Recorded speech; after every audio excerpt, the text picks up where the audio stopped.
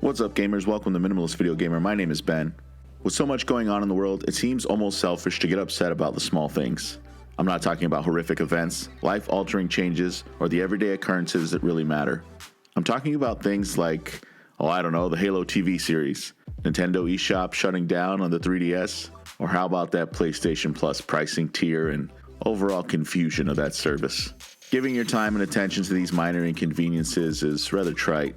Obviously, we should care about things in our lives, and yes, I can see how some of those things in the gaming industry can be annoying. We should also be aware of the time and energy we're giving to these issues, or should I say, non-issues. Social media is luring us into the never-ending cycle of clickbait, articles meant to trigger a reaction, videos by your favorite YouTuber on why this non-life-threatening issue is so important and how you should be just as outraged as them. After all, the TV show meant to capture a new audience should be exactly like the past 20 years of its source material.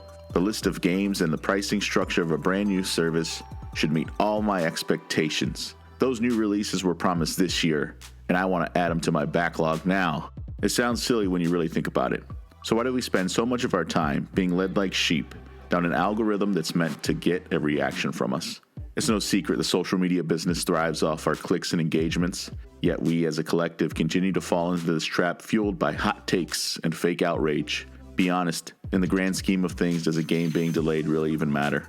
Will old PlayStation games running at 50 Hz truly make a difference in your day-to-day life? I'd venture to say, for the vast majority of us, no. We're often misled by gaming articles, social media, and the gaming community in general to toss our hands up in manufactured anger when things just don't pan out how we'd like them to. When in reality, we could just enjoy what we have or simply shrug our shoulders and continue on with our life.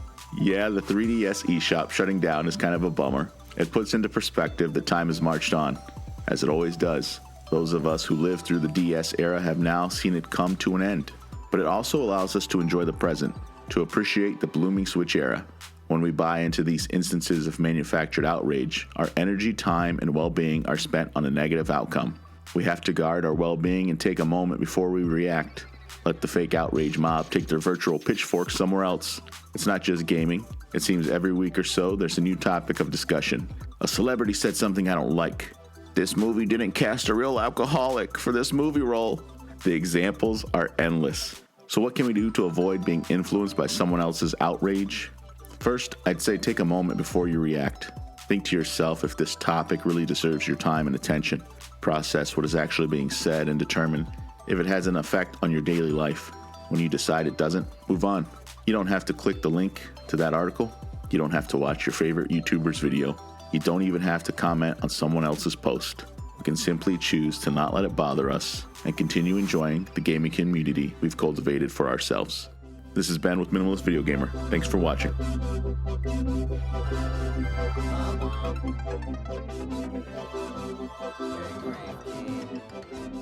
is all.